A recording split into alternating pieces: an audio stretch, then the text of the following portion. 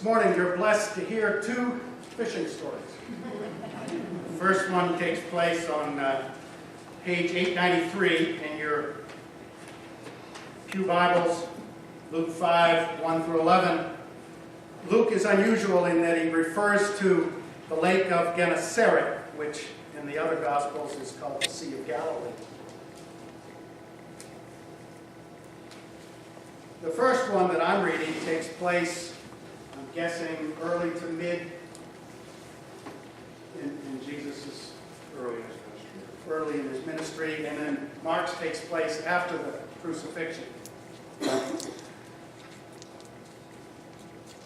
When I was 15, the summer of 1970, I was lucky enough to go to work for my grandfather in Sebasco Estates, Maine, which is in the Bath region. And he owned a boat yard, and I got to scrape barnacles and paint the bottoms for the summer.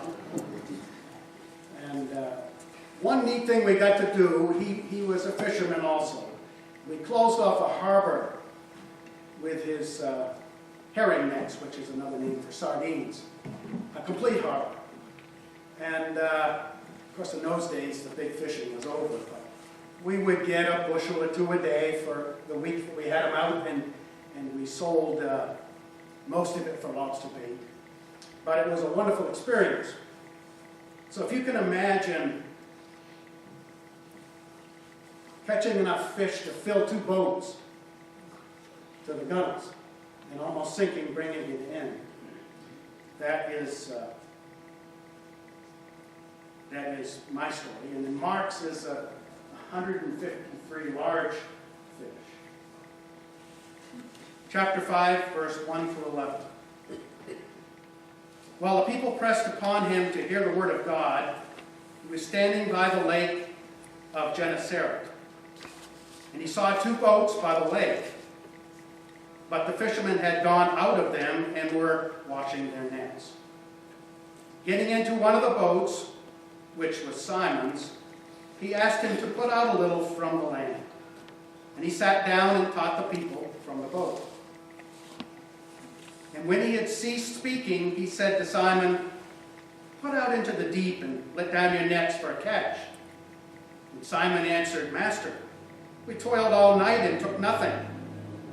But at your word I will let down the nets."